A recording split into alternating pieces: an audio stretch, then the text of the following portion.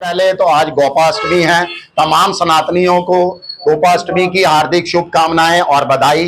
गाय माता की बढ़ चढ़कर जो है सेवा करें। इसके साथ साथ मैं तो तमाम सनातनियों से अपील करूंगा कि संकल्प लें गौ रक्षा की, संकल्प लें गौ माता को जो है राष्ट्रीय सम्मान दिलाने की। तो आपको एक और जानकारी दे दूं कि तमाम हिंदू संगठन जो है वो एक साथ मिलकर जो है 3 नवंबर को, जबकि जिस दिन जम्मू में अंदर दरबार मूव होगा, सचिवालय का पहला दिन होगा, उसके उस दिन हम जो है गौ रक्षा आंदोलन के बैनर तले हम तमाम संगठन जो है सचिवालय के बाहर जो है बड़े शांतिपूर्वक तरीके से जो है प्रदर्शन करेंगे। तमाम गाय माता के रक्षकों से, गौ रक्षकों से, सनातनियों से, आम लोगों से भी अपील है कि इस आंदोलन का जो है हिस्सा बने और गाय को जो है राज्य और राष्ट्रीय माता का दर्जा दिलाने के लिए जो है वो सहयोग करें। अब आते हैं, देखिए शिवसेना की हमारी जो आज की पत्रकार वार्ता है, एक बार फिर देखिए जो विधानसभा सत्र है जिसका जो है कल वो समाप्त होने जा रहा है। 23 अक्टूबर को विधानसभा सत्र जो है शुरू हुआ था, 9 दिन का था। जनता को बहुत उम्मीदें थी कि कम से कम इस विधानसभा सत्र के अंदर जो वादे थे निःशुल्क बिजली देने के, निःशुल्क सिलेंडर देने के और उन डेली वेजर जो 61,000 डेली वेजर पिछले 1200 साढ़े 1200 दिनों से लगातार जो है धरना प्रदर्शन कर रहे हैं, अपने आप को जो है स्थायी करने की मांग कर रहे हैं, नियमितीकरण की मांग कर रहे हैं, पक्का करने की मांग कर रहे हैं, उनको लेकर जो है कोई फैसला लिया जाएगा, कोई फैसला मुख्यमंत्री की तरफ से आएगा। मगर एक बार फिर पूर्व की तरह जो है आम जनता को और इन तमाम मुद्दों को लेकर जो है सिर्फ निराशा ही हाथ लगी।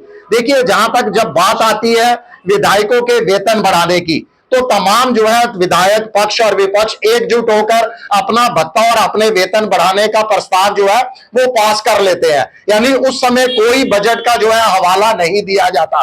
मगर जब जनता के मुद्दों की बात आती है कि आप निःशुल्क बिजली का वादा पूरा कीजिए, आप सिलेंडर देने का वादा कीजिए, इन बेचारे जो डेली वेजर इतने सालों से सेवा कर रहे हैं उनको सही समय पर कम से कम वेतन दीजिए, उनको पक्का कीजिए, तो मुख्यमंत्री साहब क्या करते हैं, वो बजट नहीं होने का हवाला दे देते हैं।